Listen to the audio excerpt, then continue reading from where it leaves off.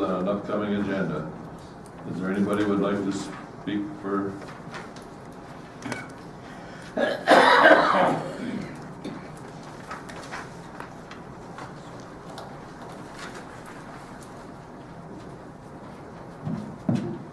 Robin Hensel, 807 First Street Southeast.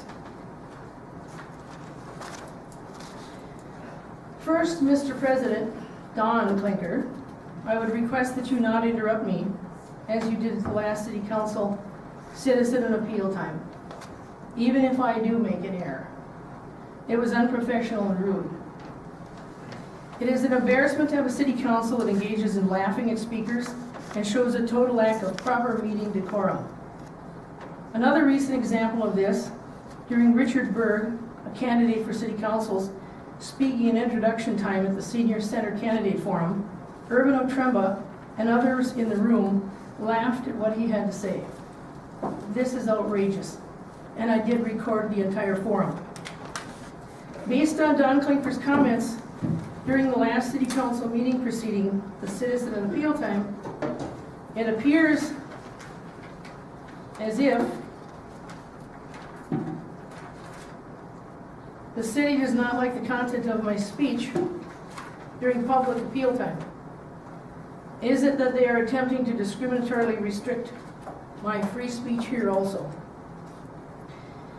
In response to Frank Kosiak's recent letter to the editor where he stated that I look to find fault at City Council meetings, especially of the mayor, what I have been sharing is public data, and I'm only exposing what I believe to be prior inaccurate information and discriminatory practices. I have never once made any kind of commentary against someone's character or nature, only some decisions and behaviors and voting actions. If the City Council, city staff, and mayor didn't make legal blunders, I wouldn't have any reason to comment at all.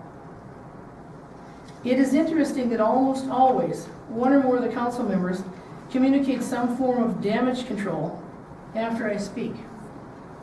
I will continue to insist on inclusive, transparent government, whether elected or not, as well as continue to attend these city meetings.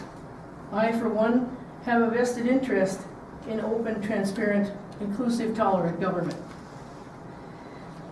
The mayor shared during the last City Council meeting, after the citizen appeal time, I believe, that there have been 75 or so public data requests made this year.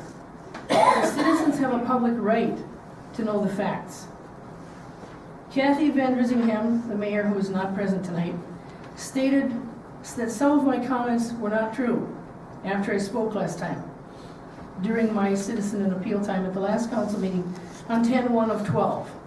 When she returns at the next City Council meeting, I would appreciate her identifying what specific information I shared that was not accurate. During the public time, I would appreciate she would do that. I would hope she would respond to my request. All of my comments are supported with video or audio recordings or public data information that I have gathered. And now with the remainder of my time, I am going to play from the working session of 8/13 of this year, where there was discussion of the PUD zones. And towards the latter part of that meeting, I asked the question of Jerry Lochner, why did the PUD zones need to be rezoned? This is his response, and I apologize, I'm going to have to get the right timing here.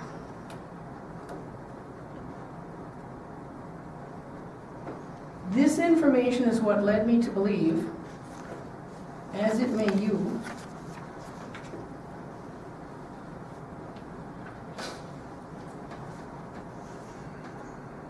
May I ask a question? How come this was never done before?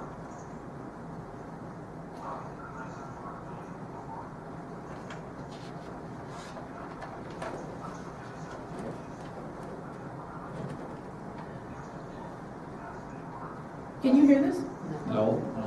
Okay, Jerry Lochner just said, when I asked the question, why did the PUD zones need to be rezoned. And why now, not earlier? His comment was, in fact, and it's on here on record, that the city did not know until now that they were illegal. That's the phraseology, that's the statement he made. Now, maybe it was a blunder, I have no idea, maybe it wasn't inaccurate, maybe it was not accurate. But when I gather information on a statement, I take that for face value. And my concern is that a lot of the information, Robin, your time is up. okay, thank you.